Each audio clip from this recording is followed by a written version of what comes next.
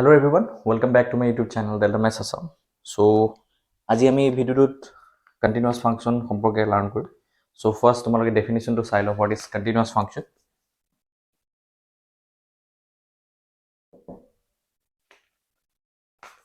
So let A be a subset of R. That means it is a subset of real number and C is any point which belongs to the set A. A function f from A to R is said to be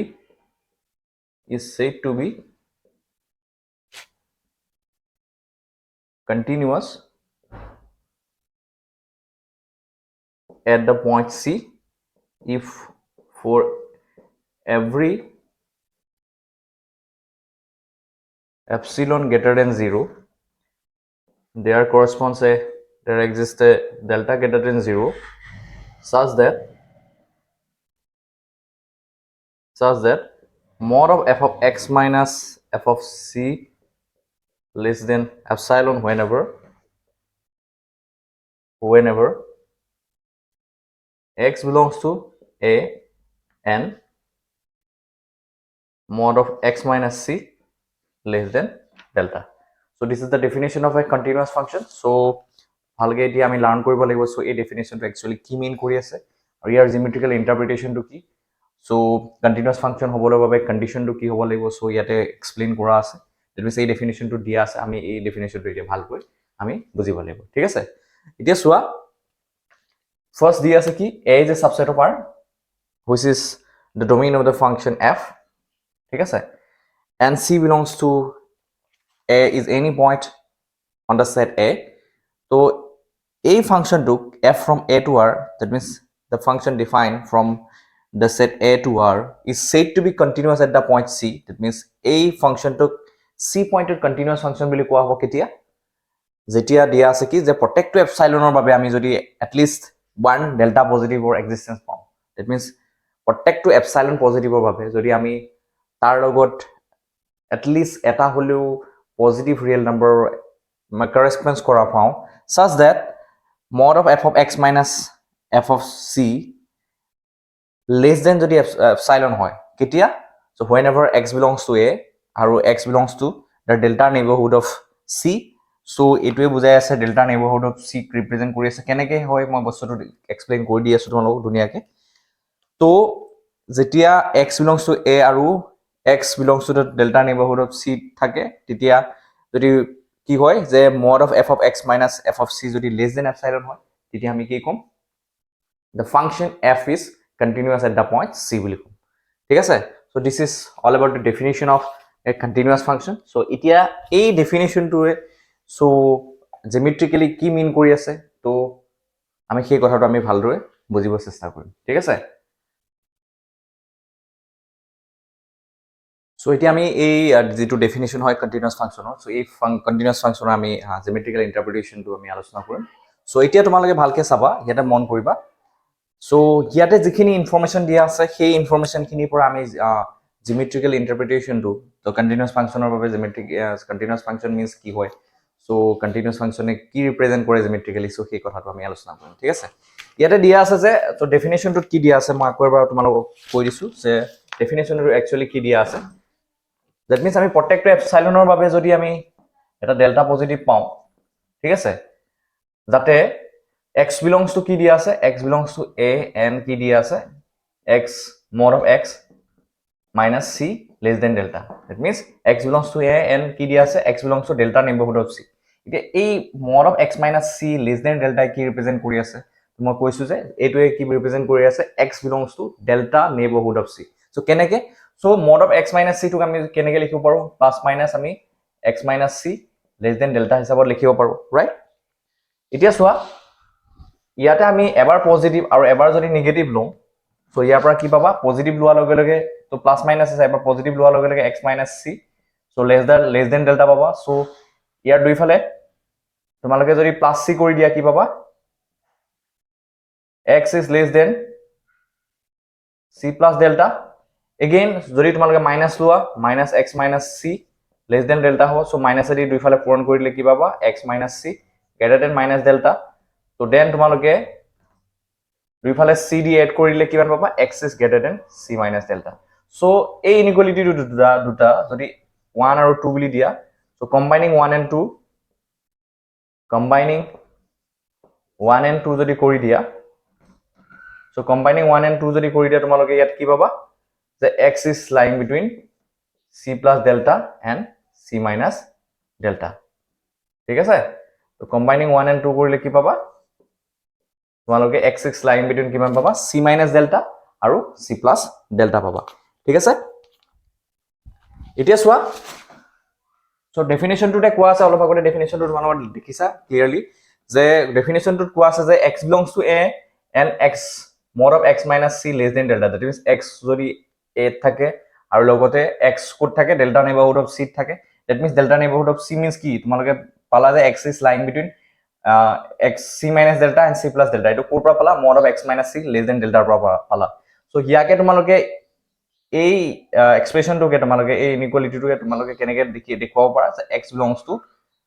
c minus delta আৰু c plus delta থাকে। so this is nothing but the delta neighborhood of c, ঠিক আছে, delta neighborhood of the point c, that is ইয়াক লিখিব পাৰো x belongs to delta neighborhood of c বুলি কোৱা হয়। ঠিক আছে, তো এতিয়া তোমালোকে পালা কি x belongs to a and x belongs to কি পাইছা তোমালোকে delta neighborhood of c। ঠিক আছে, তো এটো দিয়া আছে। এতিয়া তোমালোকে ভালকে মন কৰিবা x belongs to a and x belongs to delta neighborhood of c যদি হয় আৰু এটোৱে যদি ইমপ্লাই কৰে তোমালোকক ডেফিনিশনটো দিয়া আছে যে if this is imply mod of f of x minus f of c less than epsilon, ঠিক আছে, তেতিয়া আমি কি কম the function is continuous। ঠিক আছে, তো ইয়াকে আকৌ কেনেকে লিখিব পাৰা, so similar way তো a inequality টো যেনেকে ভাগিছিলো তেনেকে ভাগি plus minus mod of f of x minus f of c, তো কি হ'ব এটো কি পাবা তোমালোকে plus minus, so f of x minus f of c less than epsilon পাবা। so ইয়াকে যদি এই weight তোমালোকে দুটা inequality 1 আৰু 2 দৰে তোমালোকে বনাই লোৱা, তো ultimately তোমালোকে ইয়াৰ পৰা কি পাবা f of x belongs to তোমালোকে কি পাবা f of c minus f of c minus epsilon আৰু ইয়াৰ পৰা পাবা f of c plus epsilon পাবা। that means f of x belongs to ক'ত থাকিব f of c minus epsilon f of c plus epsilon ৰ মাজত থাকিব। that means what, so this is nothing but the f of x belongs to, so epsilon neighborhood of the point f of c। so তোমালোকে কি বুজিলা যে x ৰ ভ্যালুটো যদি a আৰু delta neighborhood of c থাকে আৰু এইটোৱে যদি ইমপ্লাই কৰে যে fx ৰ ভ্যালুটো যদি delta neighborhood of f of c থাকে তেতিয়া হলে the function is continuous হয়। তো এই কথাখিনি তোমালোকে ভালকে ডিটেইলছ জানিব লাগিব।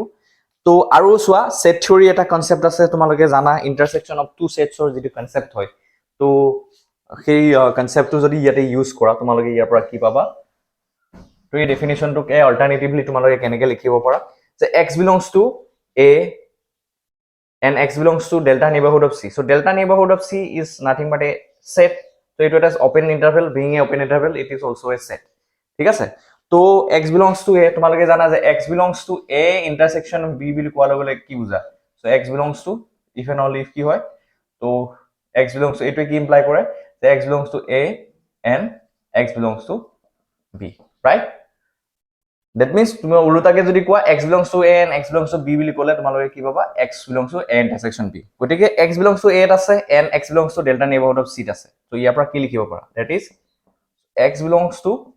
a intersection delta neighborhood of c। so এই কথাটোৰ পৰা তোমালোকে এই স্টেটমেন্টটোৰ পৰা ম্যাথমেটিক্যাল স্টেটমেন্টটোৰ পৰা তোমালোকে কি লিখিব পাৰা x belongs to a intersection delta neighborhood of c বুলি লিখিব পাৰা। so that means what, যদি প্ৰত্যেকটো এপসাইলনৰ বাবে for every epsilon greater than 0, so there exists a delta neighborhood of c, so there exists a delta greater than 0 such that if তোমালোকে যদি কোৱা যে x belongs to a intersection delta neighborhood of c আৰু এটো imply কৰে যে f of x belongs to the epsilon neighborhood of f of c, then the given function is the given function is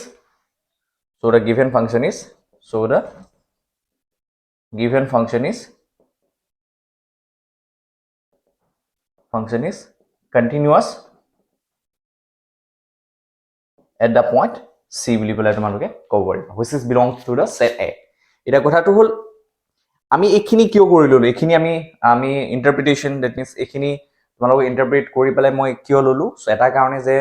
এইখিনি ইন্টাৰপ্ৰিটেশনটো যদি ভালকে বুজি পোৱা তেনেহলে তোমালোকে কি কৰিব পাৰিবা যে এই যেটো ডেফিনিশন হয় ডেফিনিশন অফ কন্টিনিউয়াস ফাংশনৰ তোমালোকে জিওমেট্ৰিক্যাল ইন্টাৰপ্ৰিটেশনটো দ্যাট মিন্স গ্ৰাফ আঁকিবলৈ কাৰণে তোমালোকৰ সহজ হৈ পৰিব ঠিক আছে সো দ্যাট মিন্স তোমালোকে x ৰ ৰেঞ্জটো পালা x টো ক'ত থাকে যে x belongs to a intersection delta neighborhood of c থাকে আৰু fx ক'ত থাকে তো epsilon neighborhood of f of c থাকে সো এই কথাটো গম পালা সো এতিয়া আমি গ্ৰাফটো আঁকিম সো কন্টিনিউয়াস ফাংশনৰ বাবে সো এই ডেফিনিশনটোৰ অনুসৰি এই ডেফিনিশনটো যিখিনি ডাটা দিয়া আছে তো সেই ডাটাখিনি অনুযায়ী আমি কি কৰিম গ্ৰাফটো আঁকিম ঠিক আছে তো ভালকে মন কৰিবা say this is the graph of any function এতিয়া সোয়া x belongs to ক'ত আছে বুলি কৈছে just তো delta neighborhood of c ঠিক আছে তো c minus delta আৰু c plus delta মাজত থাকিব then fx of value to ক'ত থাকিব বুলি কৈছে the epsilon neighborhood of fc that means f of c minus epsilon আৰু f of c plus epsilon মাজত থাকিব this is fc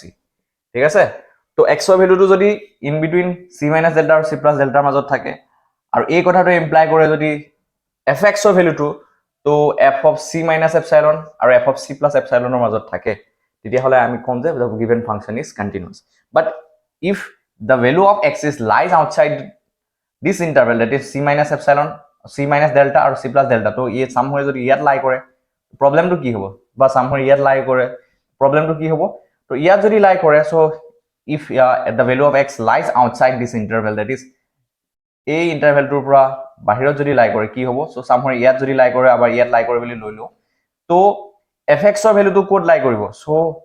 এই ইন্টাৰভেলটোৰ আউটসাইডত লাই কৰিব সো ইয়াত লাই কৰিব বা এই পইণ্টটো তলে ইয়াত লাই কৰিব তো তেতিয়া কি হৈ যাব সো ডেফিনিশনটো যেটো অৰিজিনাল ডেফিনিশন আছিল আমি অলপ আগতে যেটো স্টেটমেন্ট পঢ়িছিলো সেই ডেফিনিশনটো কি হ'ব সো সেই ডেফিনিশনটো ভাইলেট কৰা হ'ব ঠিক আছে তো সেই ডেফিনিশনটো মতে আমি বস্তুবোৰ নাপালো দ্যাট মিন্স কোৱা আছে কি যে x ৰ ভ্যালুটো যদি a সেটটো থাকে বা ডেল্টা নেইবাৰহুড অফ c থাকে তেতিয়া হলে fx ৰ ভ্যালুটো epsilon neighborhood of f code পাব লাগিব fc পাব লাগিব সো এই আউটসাইড দিস ৰেঞ্জ যদি হৈ যায় দ্যাট মিন্স x ৰ ভ্যালুটো এই টু ৰেঞ্জৰ পৰা বাহিৰত যায় that means c minus delta আৰু c plus delta বাহিৰত যদি যায় somewhere ইয়াত লাই কৰে বা ইয়াত লাই কৰে fx ৰ ভ্যালুটো তো এই ইন্টাৰভেলটোৰ